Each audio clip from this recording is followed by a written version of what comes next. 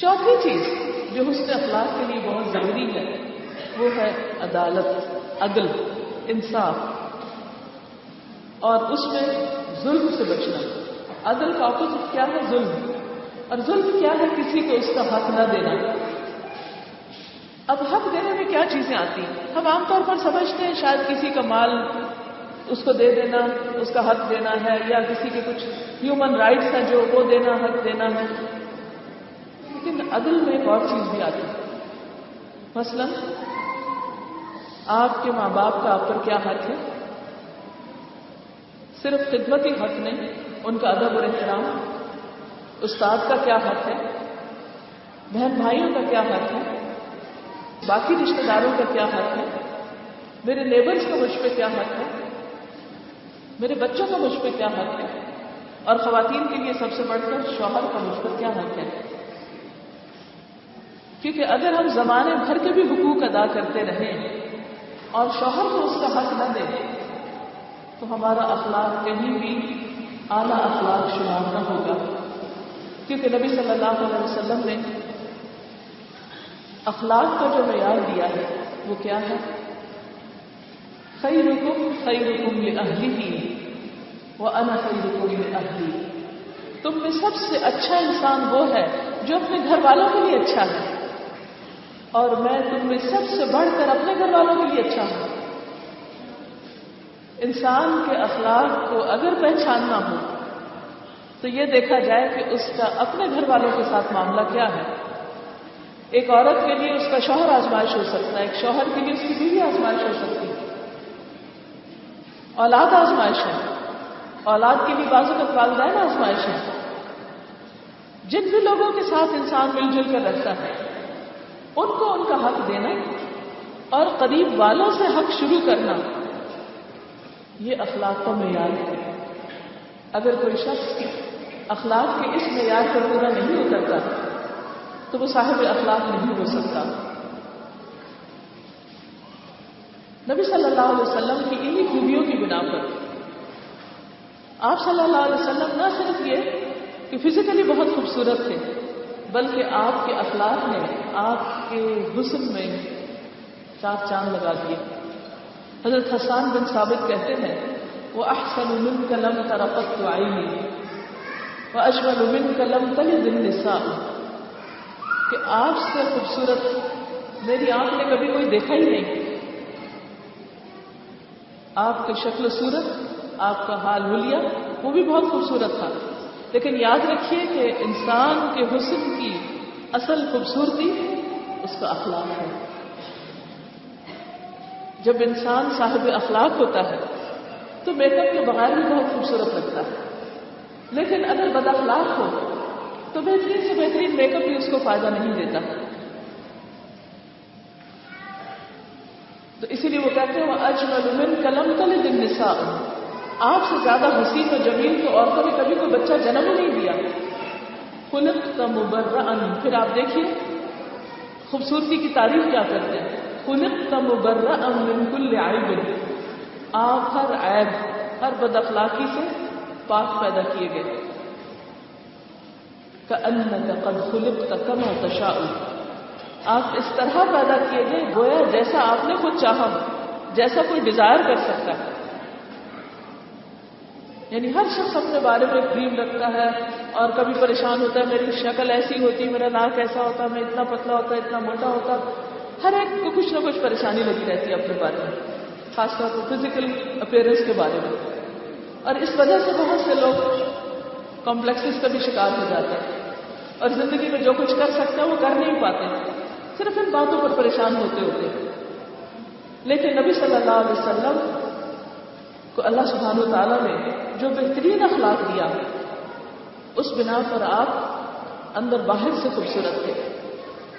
پھر اس کی ایک مزید وجہ یہ بھی تھی کہ آپ کے اخلاق کا سورس خود رب العالمین تھا۔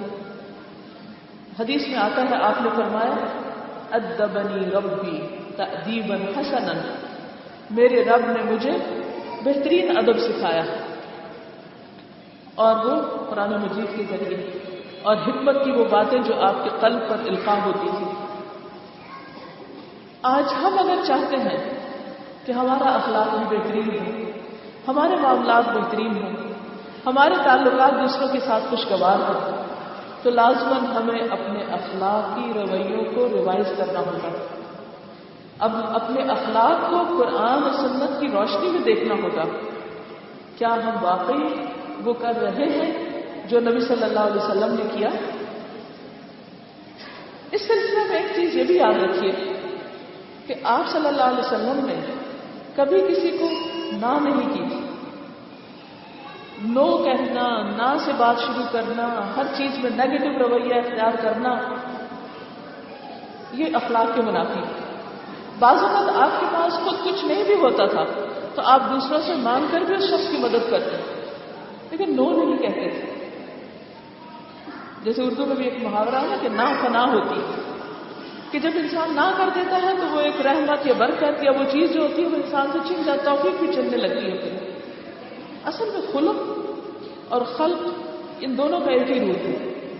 خلق اس عادت کو کہتے ہیں جو انسان کی عادت ثانیہ بن جائے، وہ رویے، وہ طریقے جن پر جو انسان سوچ سمجھ کر نہیں انسان کی شخصیت کا حصہ بن جائے، کہ اچانک بھی کوئی معاملہ پیش آئے یا کوئی چیز ناگوار بھی ہو یا کوئی ایسی سچویشن پیش آئے کہ جو ہمارے دل پہ بہت بوجھل ہو، تو اس وقت ہم جو رویہ اختیار کریں وہ ڈپینڈ کرتا ہے کہ ہمارا اخلاق کیسے ہے.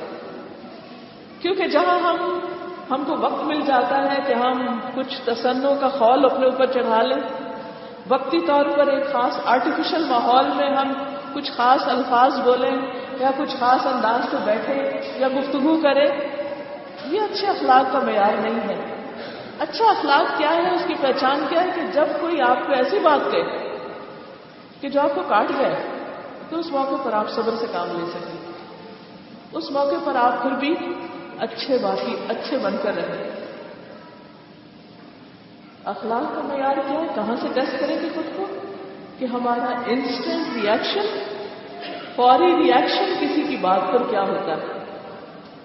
کیونکہ جس کا اخلاق اچھا ہوگا اس کی وہ عادتیں اس کے طریقوں کا حصہ بن چکی ہوں گی.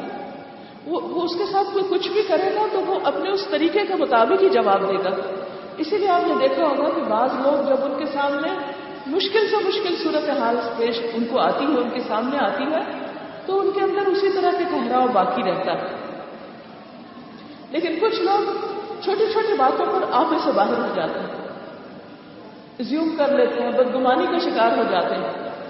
بعض کو دوسرے کی پوری بات نہیں سنتے اور اس سے پہلے ہی جواب دے دیتے، اس سے پہلے ہی فیصلہ کر بیٹھتے ہیں. تو یہ سارے رویے مل کر انسان کے لیے مشکل کھڑی کر دیتے ہیں. پھر اسی طرح یہ ہے کہ حضرت انس آپ کے اخلاق کی گواہی دیتے ہیں کہ میں نے لگاتار کنٹینیوسلی 10 ایئرز 10 سال حضور صلی اللہ علیہ وسلم کی خدمت کی. آپ نے مجھے کبھی اف نہیں کہا اور نہ کبھی یہ کہا کہ یہ کیوں کیا ہے اور یہ کیوں نہیں کیا.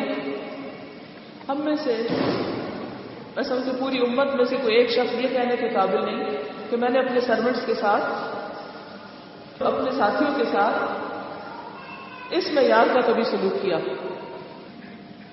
بعض اوقات دوسرے نے صحیح کام بھی کیا ہوتا ہے لیکن ہم صحیح سمجھتے نہیں اور پہلے سے ہی ختم لگا دیتے ہیں،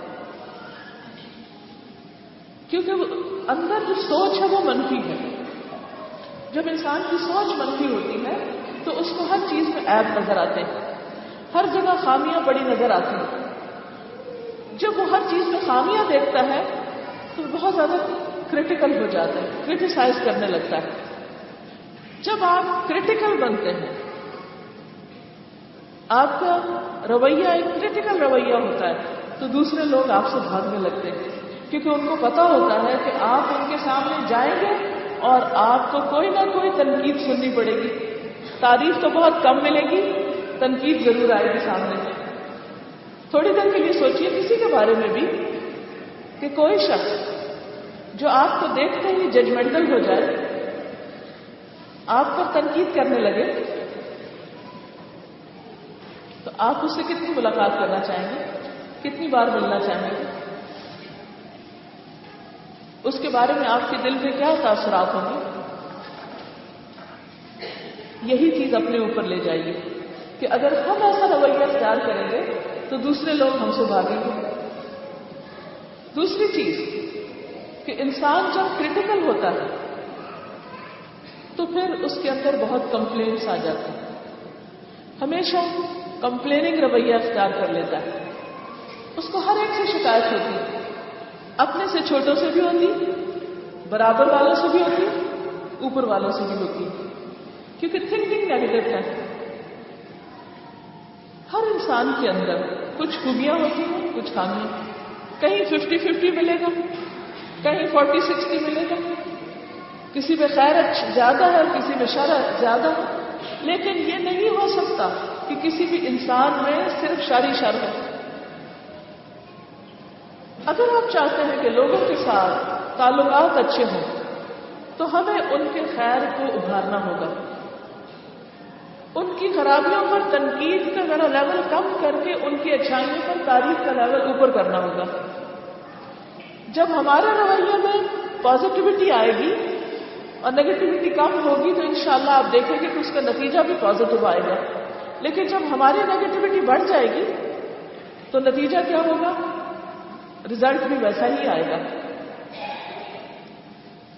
پھر اسی طرح جب انسان بہت کمپلینٹس کرنے لگتا ہے، بہت شکایتیں کرنے لگتا ہے، تو ساتھ ہی پھر وہ سیلف پٹی کا شکار ہو جاتا ہے اور پھر اس کو لوگوں سے مزید شکایات پیدا ہوتی ہیں. وہ غمگین اور دکھی رہنے لگتا ہے. کوئی میری قدر نہیں کرتا، کوئی میری عزت نہیں کرتا. پھر وہ کمپیئر کرنا شروع کر دیتا ہے ان لوگوں کو جو اس کے ساتھ رہتے ہیں ان سے جو دور رہتے ہیں.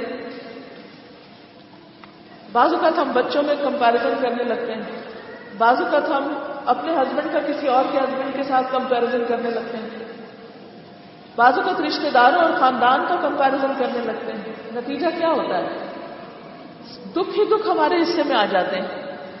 کیونکہ دوسروں میں بھی خرابیاں ہوتی ہیں لیکن وہ ہمارے سامنے جو کہ ایک اچھا رخ ظاہر کرتے ہیں تو ہم سمجھتے ہیں کہ ان کے اندر کوئی خامی ہے کوئی نہیں، اور پھر اپنی سمجھتے کہ اپنی قسمت جھوٹی ہوئی ہے.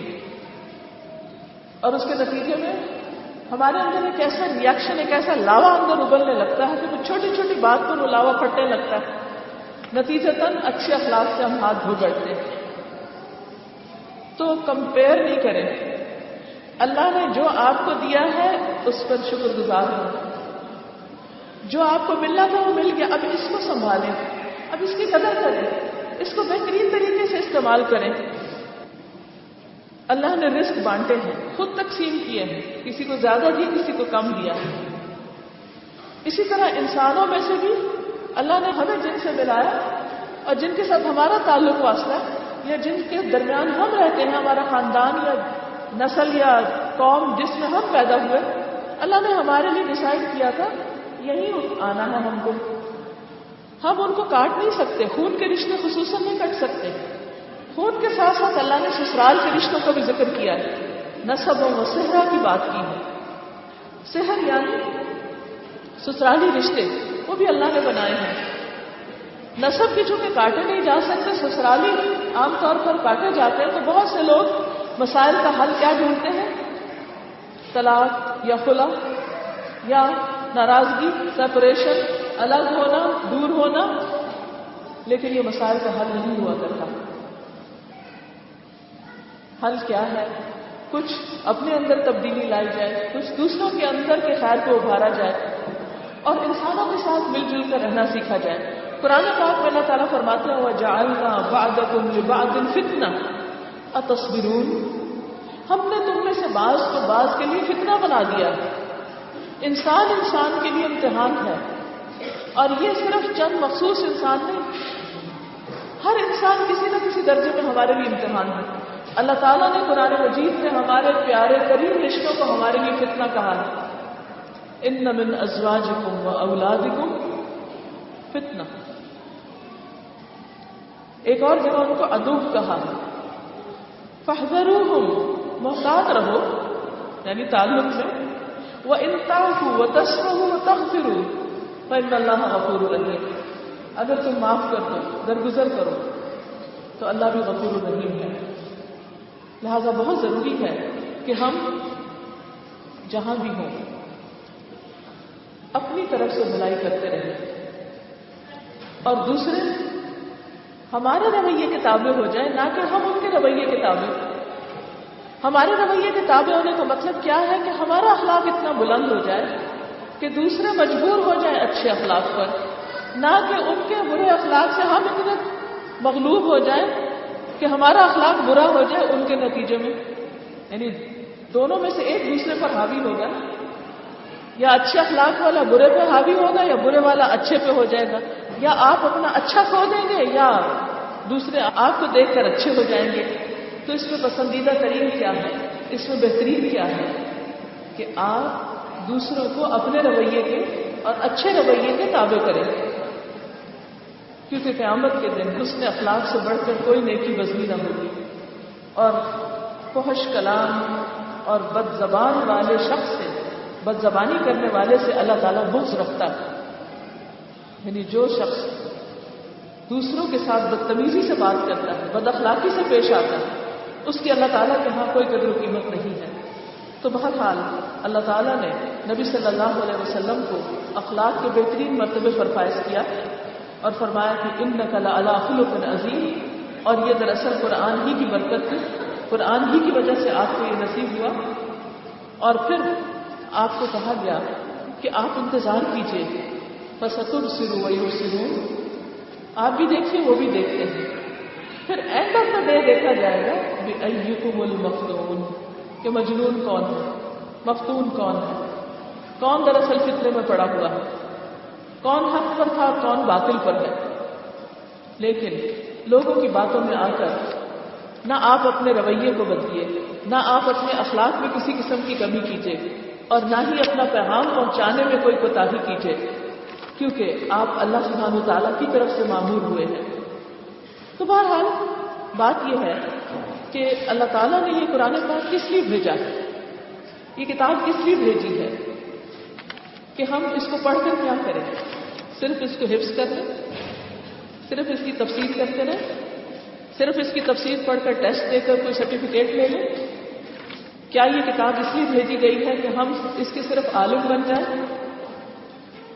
یہ اس لیے بھیجا گیا ہے کہ ہمارے رویے بہترین ہو جائیں، ہمارا اخلاق بلند ہو جائے، ہمارے معاملات اچھے ہو جائیں، کیونکہ اللہ سبحانہ وتعالیٰ نے جنت کے لیے انسانوں کے وجود میں سے بہترین انسانوں کا انتخاب کرنا ہے، کہ جو اس بہترین خوبصورت ترین جگہ پر بہترین طریقے سے باہم رہ سکے، جن کے اندر نیکی اور خیر اور بھلائی اتنی پختہ ہو جائے کہ ان کی عادت ثانیہ بن جائے، جو ہر حال میں اچھے رہ سکے، تاکہ جب ایسے لوگوں پر مشتمل جنت بسائی جائے تو پھر وہاں ہر طرف خوشیاں ہی خوشیاں ہوں۔ اور جنت کی صفت کیا ہے؟ لا تسمع فیہا لاغیہ، وہاں تم کسی قسم کی لغو بات نہ سنو گے۔ جو چاہتا ہے کہ جنت میں جائے اسے دنیا میں لغو، فضول، بیکار اور بد کلامی کی باتوں سے بچنا ہوگا۔ پھر اس کے بعد فرمایا کہ لوگ اگر آپ کو گمراہ کہتے بھی ہیں تو تمہارا رب جانتا ہے، ان ربک هو اعلم بمن ضل عن سبیلہ، کہ کون راستہ گم کر چکا ہے، وہو اعلم بالمہتدین، اور ہدایت پانے والوں کو بھی وہ جانتا ہے۔ یاد رکھیے کہ جب آپ اللہ کے راستے کو چلنا چاہتے ہیں تو بعض اوقات لوگ آپ پر ہی گمراہی کے فتوے لگانے لگتے ہیں۔ اس وقت معیار لوگوں کو نہ بنائیے، معیار لوگوں کو نہ بنائیے کہ لوگ کیا چاہتے ہیں، لوگ کیا کہتے ہیں۔ معیار یہ رکھیے کہ اس موقع پر اللہ سبحانہ وتعالیٰ آپ کو واقعی ہدایت یافتہ کہتے ہیں یا نہیں۔ فلا تطع المکذبین، حق کو جھٹلانے والے، قرآن کو جھٹلانے والے، دین کو جھٹلانے والے ایسے لوگوں کی بات نہ مانیے، کیونکہ جو شخص خود دین پر نہیں ہوتا وہ کیا چاہتا ہے کہ کوئی دوسرا بھی اس راستے پر نہ ہو۔ اور بعض اوقات ایسے لوگ جو کہ عام طور پر کثرت میں ہوتے ہیں وہ مل کے پریشرائز کرتے ہیں کہ آپ مجنون ہو گئے، آپ غلط ہیں، تاکہ ان کی باتوں میں نہ آئیے۔ وَدُّوا لَوْ تُدْهِنُ فَيُدْهِنُونَ، وہ کیا چاہتے ہیں پریشرائز کر کے تمہیں کہ تم کچھ مداحنت کرو، تم ذرا ڈھیلے پڑ جاؤ تو وہ بھی ڈھیلے پڑ جائیں۔ وَلَا تُطِعْ كُلَّ حَلَّافٍ مَّهِينٍ، اب ایک دوسرا کیریکٹر پیش کیا گیا ایک طرف نبی صلی اللہ علیہ وسلم کے بلند اخلاق کا تذکرہ ہے، دوسری طرف مکہ کے ایک سردار کی صفات بیان کی گئی ہیں جو آپ کا دشمن تھا، اس کے اندر بد اخلاقی کی صفات بتائی گئی ہیں کہ وہ کون سی ہیں؟ جو بہت قسمیں کھانے والا ہے. گفتگو میں بار بار قسم کھانا بد اخلاقی کی علامت ہوتی ہے، بد اعتمادی کی علامت ہوتی ہے. بے وقت آدمی، ہلکا پن، جس کی اپنی باتوں میں کوئی وزن نہیں، جس کے پاس حق کو جھٹلانے کے لیے کوئی دلیل نہیں ہے، جس کے پاس کوئی علم نہیں، کوئی ہدایت نہیں، تانے دیتا ہے. تانا دینا کیا ہے؟ بد اخلاقی. چغلیاں کھاتا پھرتا ہے. بیک بائٹنگ اور چغلیاں بدترین اخلاق ہیں. ادھر کی برائی ادھر، ادھر کی بات ادھر، اور لوگوں کو باہم لڑانا. چغلی ہوتی ہے کسی کی بات کو دوسرے تک اس انداز میں پہنچانا جو بھڑک اٹھے. حدیث میں آتا ہے کہ لا يدخل الجنة قطار، چغلیاں کھانے والا چغل جنت میں داخل نہیں ہوگا، کیونکہ اس کا کام کیا ہے؟ لوگوں کے تعلقات کو خراب کرنا، اور یہ بد اخلاقی کی انتہا ہے. اور کیا؟ مناع للخیر، بھلائی سے روکنے والا، اور بہت زیادہ روکنے والا. یہ بھی بد اخلاقی کی بات ہے کہ کوئی اچھا کام کر رہا ہو تو انسان اس کے راستے میں روڑے اٹکائے یا اس کو اس سے روکے. معتدن، حد سے گزرنے والا. اثیم، گنہگار. کوئی شخص جب اللہ کی نافرمانی کرتا ہے، کھلے یا چھپے، وہ بااخلاق نہیں ہو سکتا. یعنی اگر ایسے سب قرآن دیکھیں، پورے قرآن کا خلاصہ دیکھیں، تو کیا ہے دراصل کہ انسان جو کچھ قرآن کہتا ہے اس سے نصیحت پکڑ کر اس کے مطابق زندگی بسر کرے. اگر اس کا طریقہ اور طرز عمل وہ نہیں تو پھر وہ بااخلاق نہیں. اسلام میں اخلاق صرف ظاہری حال ہلیے کا نام ہے. اگر اسلام کو ایک درخت سے تشبیہ دے اور اخلاق کو پھول پتوں سے، تو جس درخت کی جڑ جمی ہوئی نہیں ہوگی وہاں پر پھول پتے نہیں ہوں گے، وہ درخت سوکھ جائے گا. تو اسلام میں اخلاق کا براہ راست تعلق ایمان کے ساتھ ہے کہ انسان جو اچھا کرے اللہ کی خاطر کرے، برائیوں کو چھوڑے تو اللہ کی خاطر چھوڑے، کھلے اور چھپے میں اللہ سے ڈرے. اگر غلطی ہو جائے تو اس کا کفارہ کر دے، برائی کے بعد بھلائی کر لے. کسی سے تعلقات خراب ہو گئے ہیں تو ان کو اچھا کر لے. اتق اللہ حیث ما کنت، اللہ سے ڈرو جہاں بھی ہو. یہ ہے اچھا اخلاق. چاہے لوگوں کے بیچ میں ہو، چاہے لوگوں سے چھپ کے کوئی کام کر رہے ہیں. لوگوں کے سامنے بھی اچھا رویہ رکھو، پیٹھ پیچھے بھی اچھا رکھو. پھر کہا عتل بعد ذلک زنیم، اور ان سب عیوب کے ساتھ بداصل بھی ہے، بدنام بھی ہے. کیونکہ جب انسان برا اخلاق رکھتا ہے تو اس کی بھی شہرت ہو جاتی ہے. جب کسی کا اخلاق اچھا ہوتا ہے تو اس کی بھی شہرت ہو جاتی ہے.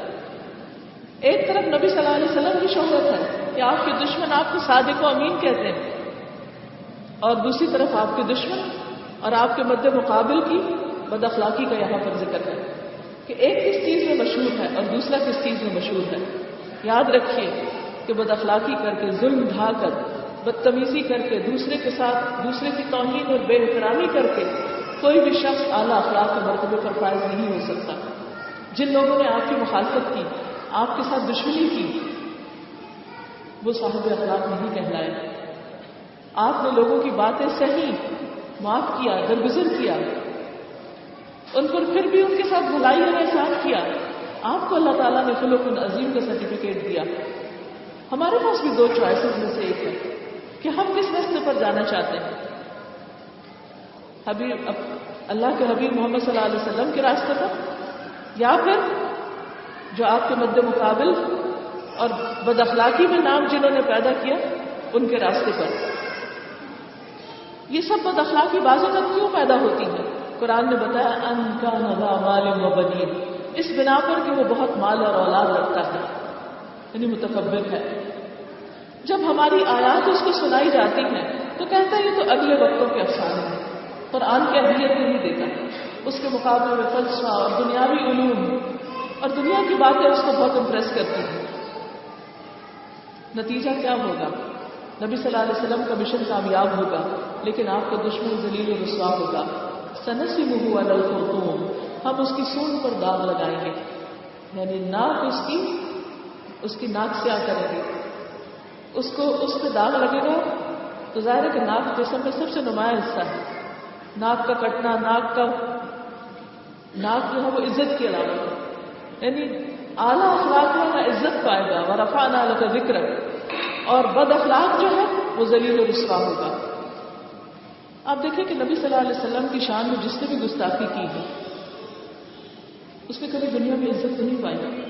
پوری تاریخ اس پر گواہ ہے، کیونکہ آپ کی عزت کی حفاظت کا ذمہ بھی اللہ نے لیا ہے. اور اللہ تعالیٰ نے بتا دیا کہ آپ کے دشمن ذلیل و رسوا ہوں گے. یہاں بھی کہا سنسمہ علی الخرطوم. پھر اہل مکہ کے حال کو ایک خاص مثال کے ساتھ تشبیہ دی. انا بلوناہم کما بلونا اصحاب الجنہ، ہم نے ان کو آزمائش میں ڈال دیا جس طرح ایک باغ والوں کو آزمائش میں ڈالا.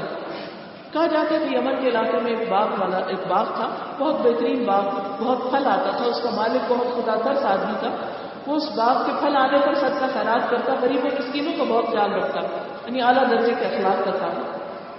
لیکن جب وفات ہو گیا اور وہ باغ اس کے بچوں کے ہاتھ آیا تو انہوں نے کیا کہا کہ ہمارا باغ تو بے وقوف آدمی تھا، غریبوں پر اتنا خرچ کرتا تھا، مال لٹاتا تھا، ہم کسی غریب کو کچھ نہیں دیں گے اور یہ سارے کا سارا اپنے عیش و عشرت پر خرچ کریں گے. نتیجہ کیا ہوا؟ ان بچوں نے قسم کھائی کہ صبح سویرے ضرور اپنے باغ سے پھل توڑیں گے، اور اس میں وہ کسی قسم کی کوئی ایگزمپشن نہیں کر رہے تھے. رات کو وہ سوئے پڑے تھے کہ تمہارے رب کی طرف سے ایک بلا اس باغ کو پھر گئی. پورا باغ ملیا بیٹ ہو گیا. اس کا حال ایسا ہو گیا جیسے کٹی ہوئی فصل. بعض وقت ہم سمجھتے ہیں کہ غریبوں کو ہم دے رہے ہیں یا دوسروں کی ضرورت ہم پوری کر رہے ہیں، جبکہ یہ اللہ نے ہم پر احسان کیا ہوتا کہ ہمارے ہاتھ سے دل باتا ہے. نبی صلی اللہ علیہ وسلم کے پاس ایک شخص آیا اور کہنے لگا، اللہ کے رسول صلی اللہ علیہ وسلم، یہ میرا بھائی ہے، یہ ہر وقت دین کے کام کرتا رہتا ہے اور قرآن پڑھتا رہتا ہے اور پڑھنے لکھنے میں لگا رہتا ہے، یہ کوئی کام کاج نہیں کرتا، میں ہی کماتا ہوں اور خرچ کرتا ہوں اس پر. شکایت لانے کا مقصد کیا تھا؟ یہ بتانا کہ میں اپنا مال اس پر خرچ کرتا ہوں جبکہ یہ نکما ہے. اس کے نزدیک پڑھنا لکھنا یا دین کی خدمت کرنا یا دین کے کام کرنا یہ کوئی اہمیت نہیں رکھتا تھا. تو آپ نے فرمایا کہ تمہیں کیا معلوم کہ تمہیں اس کی وجہ سے رزق دیا جاتا ہے. تو بعض اوقات انسان جب اپنے مال کا ایک حصہ کسی خیر کے کام میں لگاتا ہے تو اس کی برکت کی وجہ سے اللہ تعالیٰ مال میں بھی اضافہ کرتا ہے. سورۃ البقرہ کی بے شمار آیات اس پر ہے کہ ایک دانہ 700 دانے بن جاتا ہے جو مال فی سبیل اللہ خرچ کیا جاتا ہے. لیکن عام طور پر ایک باپ اگر کر رہا ہے تو وہ چیز اولاد میں ٹرانسفر کرنا مشکل ہوتی ہے، اور اولاد سمجھتی ہے کہ شاید یہ باپ کو سب کچھ صرف محنت سے یا کوشش سے ملا ہے اور خدا کے فضل کا حصہ وہ بھول جاتا ہے. ان بچوں نے بھی یہی کیا. لہذا صبح سویرے وہ نکلے اور آپس میں چپکے چپکے کہتے جاتے تھے، آج کوئی مسکین تمہارے پاس باغ میں نہ آنے پائے. وہ کچھ نہ دینے کا فیصلہ کیے ہوئے صبح سویرے جلدی جلدی اس طرح وہاں گئے جیسے وہ پھل توڑنے پہ قادر ہو. مگر جب باغ کو دیکھا تو کہا ہم راستہ بھول گئے، ہمارا باغ ایسا تو نہیں تھا. نہیں، بل نحن محرومون، ہم تو محروم رہ گئے ہیں. ان میں سے جو بہتر تھا بچوں میں سے اس نے کہا، میں نے تم سے کہا نہ تھا کہ تم تسبیح کیوں نہیں کرتے کہ جو کچھ اللہ نے دیا اس پر شکر گزار بنو. وہ پکار اٹھے، انا کنا ظالمین، اپنی غلطی کا اعتراف کر لیا. فاقبل بعضهم على بعض يتلاومون، پھر ہر ایک دوسرے کو ملامت کرنے لگا. عموماً ہوتا ہے کہ جب نقصان ہوتا ہے لوگ دوسرے کو بلیم کرتے ہیں. آخر کو انہوں نے کہا، افسوس ہمارے حال پر، بے شک ہم سرکش ہو گئے تھے. بعید نہیں کہ ہمارا رب ہمیں بدلے میں اس سے بہتر باغ عطا فرمائے. ہم اپنے رب کی طرف رجوع کرتے ہیں. یہاں اہل مکہ کو اور پھر اس کے بعد ہم سب کو بھی ایک زبردست سبق دیا جا رہا ہے. غلطیاں انسان سے ہوتی ہیں، نقصان بھی ہوتے ہیں، ہم سب گرتے ہیں، لیکن اچھا اخلاق کیا ہے؟ گرنے کے بعد لیٹ نہیں جانا، اٹھ کے پھر کھڑے ہو جانا. اتبع السیئۃ الحسنہ، برائی ہو جائے تو اس کے پیچھے اچھائی کر لو، تب ہوگا وہ اس کو مٹا دے گی، برائی ختم ہو جائے گی، نیکی آ جائے گی۔ تو کہا یہ جا رہا ہے کہ پر امید رہو، اور جب تم اپنے رب کی طرف رجوع کرو گے، پلٹ آؤ گے، تو تمہاری مشکلات بھی آسان ہو جائیں گی۔ اور اہل مکہ کو وارن کیا جا رہا ہے کذالک العذاب، ایسا ہوتا ہے عذاب، اور آخرت کا عذاب اس سے بھی بڑا ہے، کاش یہ لوگ اس کو جانتے۔ ان للمتقین عند ربهم جنات النعیم، یقیناً خدا ترس لوگوں کے لیے ان کے رب کے ہاں نعمت بھری جنتیں ہیں، جو اللہ سے ڈرتے ہوئے اچھا اخلاق رکھتے ہیں، اچھے اچھے کام کرتے ہیں، وہ اپنے کیے کا پھل اس جنت النعیم میں پائیں گے۔ پھر کچھ کوشچنز کیے گئے ہیں، یہ کوشچنز ہم سب کے لیے بھی ہیں۔ کیا افنجعل المسلمین کالمجرمین، لوگوں کیا سمجھ رکھا ہے، کیا ہم فرما برداروں کا حال مجرموں کا سا کرتے ہیں؟ سب ایک ہی جگہ جائیں گے، اچھا کرنے والے اور نہ کرنے والے، با اخلاق اور بد اخلاق ایک ہی جگہ پر ہوں گے، اللہ کی راہ میں خرچ کرنے والے اور ہاتھ روکنے لینے والے، غریبوں اور مسکینوں کا خیال کرنے والے اور ان کو محروم کرنے والے، کیا ایک جگہ پر ہوں گے؟ ہرگز نہیں۔ ما لکم، تمہیں کیا ہو گیا، تمہاری عقل کو کیا ہو گیا؟ کیف تحکمون، کیسے فیصلے کرتے ہو؟ ام لکم کتاب فیہ تدرسون، کیا یہ بات کسی کتاب میں لکھی ہے جہاں سے تم پڑھتے ہو؟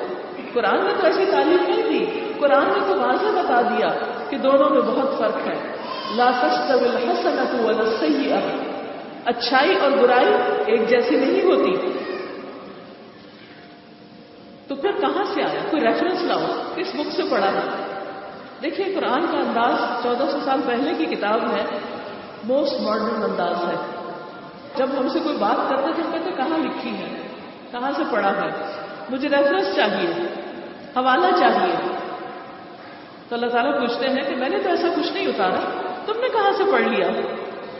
ان لکم فیہ لما تخیرون، کہ تمہیں وہ ملے گا جو تم انتخاب کرو گے، جس کا تم فیصلہ کرو گے، جو تم اپنے لیے پسند کرو گے۔ ام لکم ایمان علینا بالغۃ الی یوم القیامہ، یا یہ کہ تم نے ہم پر قیامت کے دن تک کوئی عہد و پیمان لے رکھا ہے کہ اللہ سے خاص وعدہ ہے، کوئی خاص کانٹریکٹ سائن کر لیا تم نے کہ ہم جو کچھ بھی کریں گے ہمارے لیے اچھا ہی اچھا ہے۔ ان لکم لما تحکمون، کہ تمہیں وہ ملے گا جس کا تم فیصلہ کرو گے، نہیں، فیصلہ تو اللہ کے ہاتھ میں ہے۔ سلہم ایہم بذالک زعیم، ان سے پوچھو ان میں سے کون اس بات کا ضامن ہے۔ تو یاد رکھیے ان سارے کوسچنز میں ہم سب کے لیے غور اور فکر کی بات ہے، اور وہ کیا کہ اللہ سبحانہ و تعالیٰ کی بات سچی ہے۔